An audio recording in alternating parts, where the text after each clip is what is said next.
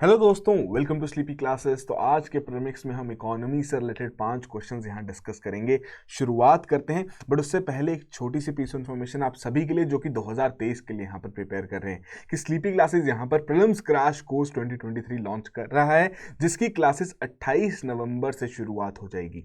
Basically timings इसकी रहेंगी 11 से 1 बजे की लाइव क्लासेस यहाँ पर कंडक्ट की जाएंगी, जिनमें आपके static concept as well as जो करंट अफेयर्स हुए हैं उनको भी कवर करने की कोशिश की जाएगी। पर्सनल वन ऑन मेंटरशिप पे प्रोवाइड की जा रही है। एमसीक्यूज का सेट यहां पर आपको दिया जा रहा है ताकि आप प्रैक्टिस कर सकें। एफएलटीज 8 आपको यहां पर प्रोवाइड किए जाएंगे। टेलीग्राम ग्रुप का एक्सेस दिया जाएगा और अभी स्टार्टिंग अर्ली बर्ड ऑफर भी यहां पर चल रहा है। तो डेफिनेटली इन सभी डिटेल्स को आप चेकआउट कीजिए और एनरोल कीजिए इस कोर्स में, ताकि आप अपनी प्रीलिम्स की प्रिपरेशन को और बेहतर यहां पर बना सकें।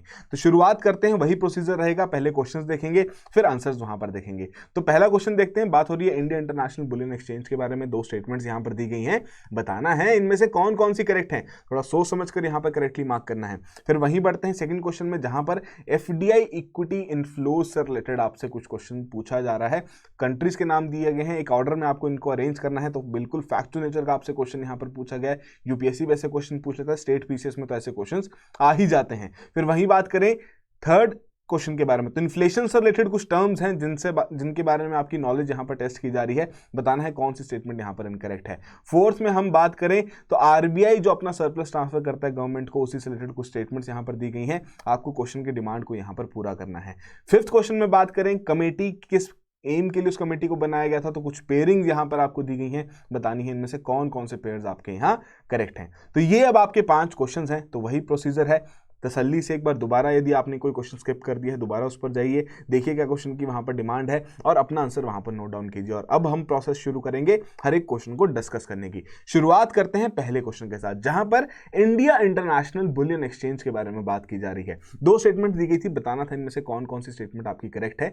तो बेसिकली बुलियन का मतलब क्या रहता है, पहले तो ये पता होना जरूरी, तभी तो पता लग पाएगा कि किस चीज की एक्सचेंज है।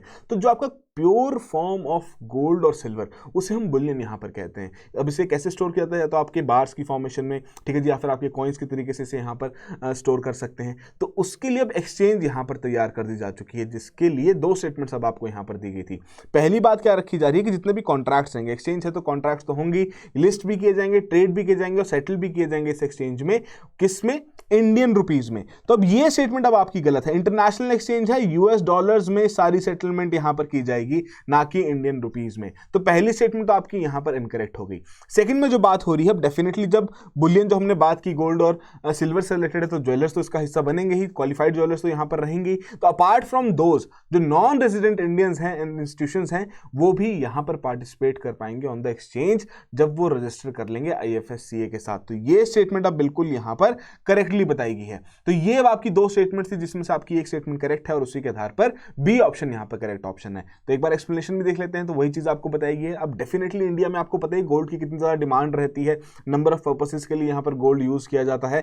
अब डेफिनेटली जब इतनी बड़ी मार्केट है तो उसके लिए उतना ज्यादा काम भी यहां पर करना पड़ेगा, उस तरीके की जितने भी इनएफिशिएंसीज हैं उससे रिलेटेड भी यहां पर काम करना पड़ेगा। तो एक बुलियन जो स्पॉट एक्सचेंज है, जहां पर इस तरीके से लेन देन किया जाएगा, वो एक सोल्यूशन यहां पर देखा जा रहा है कि इस तरीके के जितने भी चैलेंजेस हैं और मार्केट इनएफिशिएंसीज हैं उसको यहां पर ये टैकल कर सकते हैं। तो बुलियन किस चीज को यहां पर कहा जाता है वो आपको यहां पर बता दिया गया है, और इसे सेंट्रल बैंक्स भी यहां पर होल्ड करते हैं। लास्ट वीक का जो हमने हमारा फ्यू मिनट सीरीज था, उसी में हमने बात की थी कि रिसेंटली क्यों इतने सारे सेंट्रल बैंक्स यहां पर गोल्ड खरीद रहे हैं। यदि आपने नहीं देखा तो डेफिनेटली उसको जाके देखिए, ठीक है जी। तो वही चीज बताएगी। अब इंपॉर्टेंट पॉइंट्स जो कि प्रीलिम्स से रिलेटेड आपके लिए इंपॉर्टेंट यहां पर बन सकते हैं। पहली बात, जो आपका international financial services centre authority है, वो बेसिकली आईआईबीएक्स का यहां पर रेगुलेटर रहेगा। सेकंड पॉइंट, एक तरीके का डाइवर्स पोर्टफोलियो यहां पर प्रोवाइड करेंगे प्रोडक्ट्स का, टेक्नोलॉजीज का, और जितनी भी सर्विसेज यहां पर ऑफर की जाएंगी at a cost which is far more competitive Indian exchanges से भी, और बाकी जो आपकी ग्लोबल एक्सचेंजेस हैं, हांगकांग होगी, सिंगापुर होगी, ठीक है, दुबई, लंदन, न्यूयॉर्क, इनसे भी बेहतर तरीके से यहां पर कॉस्ट बहुत ही कम रखी जाएगी। जो हमारी जनरली जिस तरीके की प्रोसेसिंग कॉस्ट जो ली जाएगी, तो एक्सचेंज और ज्यादा यहां पर कंपेटिटिव कॉस्ट यहां पर ऑफर कर रहा है। तो डेफिनेटली लोग कोशिश करेंगे, ज्यादा लोग चाहेंगे कि हम यहीं से अपनी ट्रेडिंग वगैरह करें। तो अब बुलियन एक्सचेंज है तो डेफिनेटली क्वालिफाइड ज्वेलर्स भी रहेंगे। बट क्वालिफिकेशन के लिए क्राइटेरिया क्या रखा गया है कि मिनिमम नेट वर्थ 25 करोड़ होनी जरूरी है और 90% जो उनका एवरेज एनुअल टर्नओवर है पिछले 3 सालों में वो किस चीज से होना चाहिए, through their deals in goods, जिसे हम प्रेशियस मेटल्स के अंतर्गत कैटेगराइज कर रहे हैं। ठीक है जी, तो ये बेसिक सा क्राइटेरिया यहां पर रखा गया है। तो इस तरीके की स्टेटमेंट्स भी कई बार आपसे डायरेक्टली पूछी जा सकती हैं प्रीलिम्स में, तो जरूरी है ऐसी चीजों को भी अपने नोट्स में यहां पर कंपाइल करके रखें। तो आई होप आपने इस क्वेश्चन को करेक्टली मार्क किया हो। अगले क्वेश्चन की ओर बढ़ते हैं। अब यहां बात हो रही थी एफडीआई इक्विटी इनफ्लो से रिलेटेड, डिक्रीजिंग ऑर्डर में बताना था कि मतलब सबसे ज्यादा किसका है फिर उससे कम किसका है, उस तरीके से आपका यहां पर ऑर्डर सेट करना था। 5 कंट्रीज यहां पर दी गई थी, Singapore, Mauritius, Switzerland, US, Netherland, जिसमें आपकी करेक्ट सीक्वेंस है बी ऑप्शन, अर्थात सबसे ज्यादा आपका यहां पर मॉरिशस का है, फिर यहां पर आपका यूनाइटेड स्टेट्स ऑफ अमेरिका का है, फिर यहां जो हमारी ऑप्शन है, सॉरी मैं माफी चाहूंगा, सबसे ज्यादा यहां पर आपका सिंगापुर का है। ठीक है जी, फिर आपका यूनाइटेड स्टेट्स ऑफ अमेरिका का है, फिर यहां हमारी जो करेक्ट ऑप्शन है वो है मॉरिशस, देन कम्स नीदरलैंड्स और लास्ट में यहां पर आ रहा है स्विट्जरलैंड। ठीक है जी, तो वही स्टेटमेंट्स अब आपको यहां पर भी दी गई हैं कि सिंगापुर और यूएस आपके इमर्ज हुए हैं top 2 sourcing nations in FDI equity flows into India, particularly 2021-2022 के लिए। पीआईबी में नोटिफिकेशन आई थी, वहीं से आपके लिए क्वेश्चन यहां पर तैयार कर दिया जा चुका है। उसी से रिलेटेड फिर मॉरिशस, नीदरलैंड और स्विट्जरलैंड आपके यहां पर रैंकिंग में है। ठीक है जी, अब यहां पर यह भी नोट कर सकते हैं कि जो हमारी यूएनसीटीएडी की जो वर्ल्ड इन्वेस्टमेंट रिपोर्ट की जो रैंकिंग यहां पर आई है 2022 की, तो उसके हिसाब से भी बेसिकली इंडिया की जो पोजीशन है वो भी इंप्रूव हुई है, 7th रैंक पर यहां पर आ चुका है। ठीक है जी, अब वो किस तरीके से हो रहा है कि जी हाँ, उन्होंने इस चीज को एनालाइज किया है कि इतने सारे लोग या इतने सारे एफडीआई इनफ्लोज हम यहां पर देख रहे हैं, बाहर के लोग काफी ज्यादा पैसा यहां पर इन्वेस्ट कर रहे हैं, तो उसी के हिसाब से इंडिया की रैंकिंग इस पर्टिकुलर रिपोर्ट में भी यहां पर उभरती हुई दिखी है। ठीक है जी, तो ये उससे रिलेटेड आपको कुछ कुछ चीजें यहां पर बताई गई हैं कि डेफिनेटली उस तरीके से मैन्युफैक्चरिंग सेक्टर में भी हम देख रहे हैं। अगर हम कंपेयर करें फाइनेंशियल ईयर 2020-2021 के साथ 21-22 को, तो डेफिनेटली 76% का भी यहां पर इंक्रीज देखा गया है एफडीआई इक्विटी इनफ्लो का मैन्युफैक्चरिंग सेक्टर्स के लिए। अब डेफिनेटली इसका और क्या रीजन हो सकता है कि जिस प्रकार से चाइना जो एक मेन मैन्युफैक्चरिंग हब है ग्लोबल सप्लाई चेन में, बहुत इंपॉर्टेंट रोल वहां पर अदा करता है, बट वहां की जो जीरो कोविड पॉलिसी चल रही है जिसकी वजह से इंडस्ट्रीज काफी ज्यादा नुकसान में चल रही है, तो अब लोगों की थोड़ी प्रेफरेंस चेंज हो रही है, कंपनीज की प्रेफरेंस चेंज हो रही है कि चाइना ही कि हमारा सोल्यूशन क्यों है, हम चाइना +1 यहां पर क्यों नहीं करते, इंडिया को भी कंसिडर करते हैं, इंडिया में भी अपॉर्चुनिटीज हैं, तो उसी को देखते हुए हम इस तरीके का ट्रेंड भी यहां पर सामने देख रहे हैं। बट इंपॉर्टेंट है इस तरीके के फैक्ट्स को भी यहां पर ध्यान में रखना, पूछ ले जाते हैं एग्जाम्स में, तो यदि आपको पढ़ा हुई चीज हो तो डेफिनेटली आप उसे वहां पर करेक्टली मार्क भी कर पाएंगे।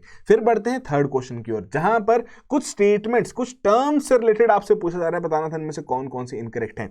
तो यहां आपको पहली बात 3 तरीके की टर्म्स दी गई थी, स्किमफ्लेशन, उसके बाद आपका श्रिंकफ्लेशन एंड स्टैगफ्लेशन। तो 3 स्टेटमेंट्स दी गई थी, बताना था इनमें से कौन सी इनकरेक्ट है। तो यहां पर आपकी बी जो स्टेटमेंट है श्रिंकफ्लेशन, वो यहां पर इनकरेक्ट है। पहले बात करते हैं स्किमफ्लेशन के बारे में। तो बेसिकली ये उन सिचुएशंस को यहां पर बताते हैं जहां पर जो क्वालिटी है प्रोडक्ट की वो यहां पर कम हो जाती है, प्राइस उतना ही रहता है कि बेसिकली डेफिनेटली जब आपको कोई क्वालिटी आप प्रोवाइड करते हैं अपने प्रोडक्ट में तो उतनी आपकी ऑपरेटिंग कॉस्ट भी वहां पर लगती है। बट यदि आपकी ऑपरेटिंग कॉस्ट वहां पर बढ़ती जा रही तो आप क्या करेंगे कि प्राइस में कोई चेंज ना आए, उस तरीके से कस्टमर के लिए ऐसा ना लगे कि उसके लिए वायबल नहीं है, तो आप अपनी क्वालिटी को यहां पर ड्रॉप कर देंगे। तो वो क्या रहेगा कि आपकी स्किमफ्लेशन यहां पर हो चुकी है। बट यदि आप क्वालिटी को ड्रॉप ना करते हो, अपनी क्वांटिटी यहां पर ड्रॉप कर दें, तो उसे हम क्या कहते हैं कि ये अब आपकी श्रिंकफ्लेशन वाला सिचुएशन यहां पर सामने आ गया है। बट श्रिंकफ्लेशन यहां पर क्या कहा गया था कि it's a slow down in the growth of inflation rate, तो इसे हम बेसिकली डिसइन्फ्लेशन यहां पर कहते हैं। ठीक है जी, ऐसी टर्म्स को बिल्कुल ध्यान में रखना, कंफ्यूज नहीं होना है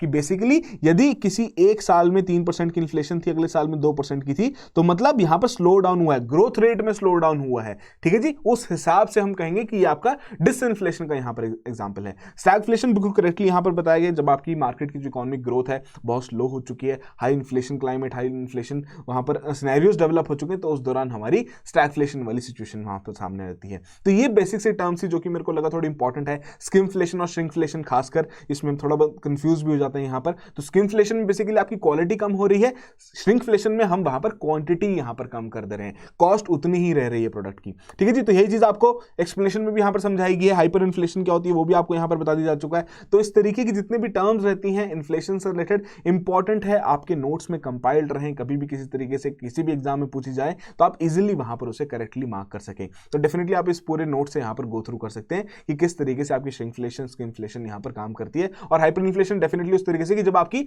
बहुत ज्यादा वहां पर प्राइसेस जो हैं गुड्स और सर्विसेज के बढ़ते जाएं, कि मान लीजिए सुबह आपने कोई चीज खरीदी थी, वो दोपहर तक जाते या शाम तक जाते उसकी वैल्यू और ज्यादा यहाँ पर बढ़ चुकी है, ठीक है जी, कि 50% से भी ज्यादा वहां पर इंक्रीज देख रहे हैं हम एक ही महीने में। तो ऐसी सिचुएशंस में हम क्या कहते हैं कि हाइपर इन्फ्लेशन वाली सिचुएशंस यहाँ पर डेवलप हो चुकी है। तो ऐसी सिचुएशन कब आ सकती है कि जब बिल्कुल ही सप्लाई वहां पर बंद हो चुकी है बट डिमांड उतनी है। जैसे डिमांड देखी जाएगी कि हाँ जी सप्लाई पीछे बिल्कुल भी नहीं है, तो लोग क्या करेंगे, कोशिश करेंगे नहीं चलो यार ये खरीद लेते हैं, बाद में काम आएगा, बाद में ये स्टॉक में आए या ना आए। जो आपके एसेंशियल गुड्स रहते हैं उनके लिए जनरली ऐसी सिचुएशंस वहां पर देखे जाते हैं, ठीक है। जैसे हाइपर इन्फ्लेशन के कंसीडर में हम ये भी देख सकते हैं कि जब बहुत सारे रूमर्स कोविड के टाइम फैले थे कि जी हाँ ये प्रोडक्ट्स अब मार्केट नहीं खुलेगी, हम नहीं ले पाएंगे, तो लोगों ने जितना मर्जी महंगे रेट में उन्हें अगर दूध का पैकेट भी मिल रहा था वो खरीद रहे थे, डबल रेट में मिल रहा था तब भी लोग उसे खरीद रहे थे। बट डेफिनेटली अब ऐसी सिचुएशन तभी पैदा होती है कि जब एक तरीके का तो रूमर क्रिएट हो जाए या फिर उस तरीके से कि आपकी बिल्कुल ही सप्लाई वहां पर बंद हो जाए, ठीक है जी। तो ये हाइपर इन्फ्लेशन का आपका सिचुएशन है। बाकी श्रिंकफ्लेशन और स्किनफ्लेशन तो हमने यहां पर डिस्कस कर ही ली है। बढ़ते हैं फोर्थ क्वेश्चन की ओर। आरबीआई का जो सरप्लस, जब हम कहते हैं बहुत बार देखते हैं हम न्यूज में आइटम आती है कि इस साल आरबीआई ने इतना सरप्लस सरकार को ट्रांसफर कर दिया, तो उसी से रिलेटेड दो स्टेटमेंट्स यहां पर दी गई हैं। बताना है इनमें से कौन कौन सी स्टेटमेंट इनकरेक्ट है। ऐसी टर्मिनोलॉजीज का बिल्कुल आपको यहां पर ध्यान में रखना है। तो बेसिकली पहले स्टेट में क्या करेंगे, एक फॉर्म ऑफ डिविडेंड है जो कि आरबीआई को यहां पर पे करना है आउट ऑफ इट्स प्रॉफिट्स जो कि वो जनरेट कर रहे हैं। तो ये रही पहली स्टेटमेंट। सेकंड में क्या करें कि one of the sources of RBI's income is the returns, जो कि वो अर्न करते हैं अपनी फॉरेन करेंसी एसेट्स पर।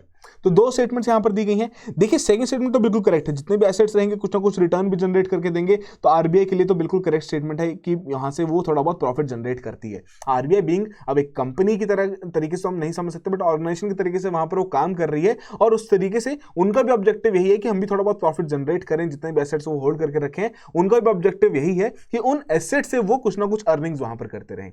बट जो पहली स्टेटमेंट है, तो देखिए यहां पर कोई सरकार को डिविडेंड नहीं देना, सरकार की सच ओनरशिप नहीं है आरबीआई के अंदर या कुछ शेयर होल्डिंग नहीं कि जी हाँ इतना इतना तो जाना ही है। यदि अगर माने हम कि 1000 करोड़ का वहां पर मान लेते हैं आरबीआई ने प्रॉफिट जनरेट किया, तो ऐसा नहीं कि 40% तो यहां पर जाना ही है सरकार को, वो होगा आपका एक तरीके की डिविडेंड पेमेंट। कितना सरकार का शेयर है उतनी पेमेंट्स वहां पर जानी है। तो ये जनरली आपके पीएसयूज के केस में होता है, पीएसयूज में हम इस तरीके की डिविडेंड वहां पर देखते हैं। तो फर्स्ट स्टेटमेंट उसके आधार पर यहां हमारी इनकरेक्ट है। तो किस तरीके से आरबीआई प्रॉफिट यहां पर कमाता है वो चीजें आपको यहां पर बताई गई है। सेंट्रल बैंक की जो इनकम है उस तरीके से आपकी कुछ रिटर्न्स वो जनरेट कर पा रहे हैं अपने फॉरेन करेंसी एसेट से, ठीक है जी। बॉन्ड्स होंगे, ट्रेजरी बिल्स होगी, या अपने जो उनके बाकी सेंट्रल बैंक्स के उन्होंने कुछ बॉन्ड्स वगैरह वहां पर खरीदे हुए हैं, ठीक है जी। टॉप रेटेड सिक्योरिटीज हो सकती हैं, डिपॉजिट हो सकते हैं उनके बाकी सेंट्रल बैंक्स में, उस तरीके से कुछ ना कुछ इंटरेस्ट वहां पर गेन करते रहते हैं। फिर उसके अलावा जो अपनी बाकी सिक्योरिटीज हैं, बॉन्ड्स हैं, उनसे भी थोड़ा बहुत इंटरेस्ट वहां पर गेन करते हैं। तो बेसिकली यहां पर आरबीआई द्वारा भी प्रॉफिट यहां पर जनरेट किए जाते हैं। उसके अलावा मैनेजमेंट कमीशन भी थोड़ा बहुत चार्ज तो करेंगी, सरकार हो, केंद्रीय सरकार हो, राज्य सरकार हो, उनकी जितने भी वहां पर हैंडलिंग की जा रही है, जितने भी खाते वगैरह मेंटेन कर रहे हैं, तो उसके लिए भी यहाँ पर कुछ ना कुछ मैनेजमेंट कमीशन तो चार्ज करती हैं। तो इस तरीके से थोड़ा बहुत प्रॉफिट इनके द्वारा यहाँ पर जनरेट किया जाता है। खर्चा क्या रहेगा, डेफिनेटली जिनकी जो उनके ऑपरेशनल कॉस्ट है, जिस प्रकार से वो अपनी स्टाफ हो गया या जिस तरीके से वहां पर जो भी अंडरटेकिंग ट्रांजेक्शन वहां पर की जा रही है, उन सभी पर उनका खर्चा वहां पर तो हो ही रहा है, ठीक है जी। तो ये उनके आरबीआई का एक्सपेंडिचर है। बट यहां जो उनके द्वारा सरप्लस क्रिएट है, मान लीजिए कि उन्होंने 1000 करोड़ का प्रॉफिट यहां पर जनरेट किया, तो आरबीआई क्या करेगा, थोड़े बहुत अपने प्रोविजंस निकाल देगा। प्रोविजंस का मतलब क्या हुआ कि मान लीजिए डाउटफुल डेट्स हैं, कुछ डेप्रिसिएशन आ रही है एसेट्स में, या उनकी कंट्रीब्यूशन होनी है स्टाफ्स के लिए, उस तरीके से पेंशन फंड वहां पर जनरेट करना है, तो उसमें से अपने थोड़ा बहुत हिस्सा वहां पर निकाल देगा, बाकी यहां पर भारत सरकार को ट्रांसफर कर दिया जाएगा। तो बेसिकली ये चीज मेंशन की गई है in accordance with the section 47 allocation of surplus profits of the RBI act of 1934। जो अपने प्रोविजंस वगैरह मेंशन करते हुए जो उन्हें चाहिए अपने प्रोविजंस को रखने के लिए, बाकी जितना भी प्रॉफिट रहेगा वो सरकार को वहां पर ट्रांसफर कर देंगे, चलो सरकार की थोड़ी बहुत सहायता यहां पर हो जाए। तो यही बेसिक चीज है। बट उसके अलावा कोई एक्सप्लिसिट पॉलिसी नहीं कि कितना डिस्ट्रीब्यूशन यहां पर होना चाहिए, ठीक है जी। तो मतलब बेसिक सी बात क्या रखी कि जो अपना प्रोविजन है उसको रख लीजिए, बाकी ट्रांसफर कर दीजिए। कोई फिक्स्ड परसेंटेज यहां पर नहीं रखी गई है। बट यहां पर एक टेक्निकल कमेटी आई, ठीक है जी, आरबीआई बोर्ड की, जो कि आपके वाईएच मैलेगाम द्वारा यहां पर हेड की गई थी। उन्होंने रिव्यू किया कि किस तरीके से यहां पर सरप्लस डिस्ट्रीब्यूशन पॉलिसी यहां पर होनी चाहिए। रिकमेंडेशन रखी 2013 में कि थोड़ा अपना जो ट्रांसफर है उसको थोड़ा और ज्यादा यहां पर बढ़ा दीजिए, कि जो हमने 53% हम देख रहे थे 2012-2013 में, जब कमेटी की रिकमेंडेशन आई, उसके बाद 2013-2014 में आपका 99.99% तक वहां पर चला गया। ठीक है जी, उस तरीके से इतना ज्यादा ट्रांसफर किया गया कि प्रोविजंस अपने साइड कर लिए, बाकी जितना पैसा था सारा यहां पर ट्रांसफर कर दिया जा चुका था। तो मतलब फिक्स्ड परसेंटेज की कोई भी पॉलिसी यहां पर नहीं रखी गई है। तो इंपॉर्टेंट पॉइंट्स हैं, जरूर अपने नोट्स में से कंपाइल कर लिएगा। फिर बात करते हैं लास्ट क्वेश्चन के बारे में। सिंपल सा स्टैटिक नेचर का आपसे क्वेश्चन पूछा गया था। 3 कमेटीज, किस पर्पस के लिए कमेटीज वहां पर तैयार की गई, उनसे रिलेटेड आपसे बातें पूछी गई थी। Tarapore committee, Usha Thorat committee and Nachiket Mor committee. ठीक है जी, तो 3 स्टेटमेंट्स थी, 3 उसी तरीके, 3 कमेटीज थी, उसी तरीके से 3 आपको यहां पर पेयरिंग्स दी गई थी। तो बेसिकली यहां पर आपके तीनों के तीनों पेयर्स बिल्कुल करेक्ट हैं और उसी के आधार पर हमारी डी ऑप्शन यहां पर करेक्ट ऑप्शन है। तारापोरे कमेटी बेसिकली यहां पर इनके द्वारा कॉन्स्टिट्यूट की गई थी रिजर्व बैंक ऑफ इंडिया द्वारा, ताकि उस तरीके से full convertibility of rupee on capital account को एक रोड मैप यहां पर सजेस्ट कर सकें कि कैसे हम इसकी कन्वर्टेबिलिटी को और बढ़ा सकते हैं, फुल कन्वर्टेबिलिटी तक हम कैसे यहां पर पहुंच सकते हैं।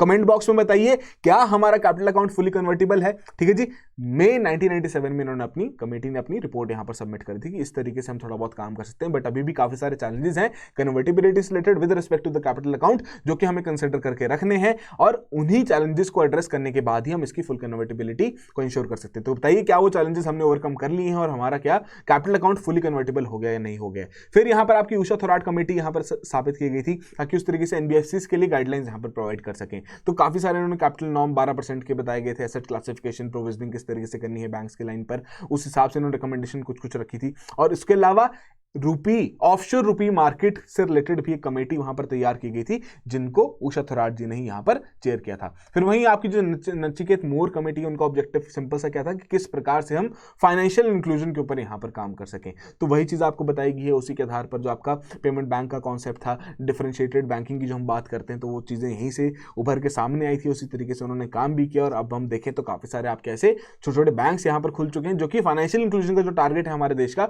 उसको पूरा करने में यहां पर सक्षम हो रहे हैं। ठीक है जी, तो ये थे अब आपके आज के 5 क्वेश्चंस। आई होप आप में से सभी ने ही बहुत अच्छे से इन 5 क्वेश्चंस को यहां पर अटेम्प्ट किया है। जो भी आपका स्कोर है कमेंट बॉक्स में जरूर मेंशन कीजिए और रेगुलरली इस इनिशिएटिव को फॉलो करते रहिए, जहां पर हम दिन के 5 क्वेश्चन डिस्कस करते हैं। आपकी प्रीलिम्स बेसिक प्रिपरेशन भी हो जाती है, रिवीजन भी हो जाता है। कोई चीज नहीं पता हो तो डेफिनेटली आपका एक नॉलेज इनपुट भी वहां पर हो रहा है, यदि आपको पता है तो डेफिनेटली आपका वहां पर एक रिवीजन भी हो रहा है। तो इंपॉर्टेंट है एक्सरसाइज। 15 से 20 मिनट का आपका हार्डली सेशन रहता है, तो 15 से 20 मिनट में तो कुछ भी आपका यहां पर नुकसान नहीं हो रहा, सिर्फ और सिर्फ आप यहां पर फायदा ही कर रहे हैं। जाते जाते 2023 के कोर्सेज से रिलेटेड एक इंपॉर्टेंट इन्फॉर्मेशन, प्रीलिम से रिलेटेड टेस्ट सीरीज प्रोग्राम और मेंटरशिप प्रोग्राम यहां पर रन किया जा रहा है हमारे द्वारा, जिससे रिलेटेड सभी डिटेल्स आपके सामने हैं।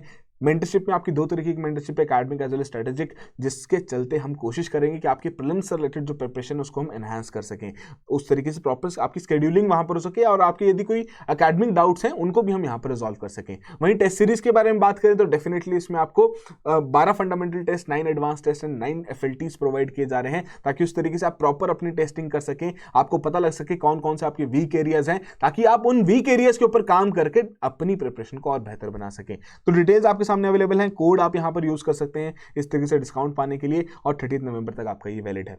सो आई होप आपको आज जो हमने चीज़ें कवर की हैं थोड़ी बहुत समझ आई होंगी, और उससे रिलेटेड जो चीज़ें आपने पहले नहीं पढ़ी हैं उनको डेफिनेटली अपने नोट्स में कंपाइल करना। ये मत रखना कि नहीं वीकेंड पे कर लेंगे या अगले हफ्ते देख लेंगे, बाद में कर लेंगे। कोशिश कीजिए करिए कि जब भी आप ऐसे प्रीमिक्स के सेशन को देख रहे हैं तो अपनी किताबों के आसपास ही रहिए, जहां पर आपने नोट्स बनाए उनके आसपास ही रहिए, ताकि जो आप चीज़ आपने नहीं पढ़ी है, नई चीज़ आपको लग रही है, तो उसी को आप वहीं स्क्रिबल करके वहीं पेन डाउन कर लें। ठीक है जी, so that will be all the very best, have a good preparation.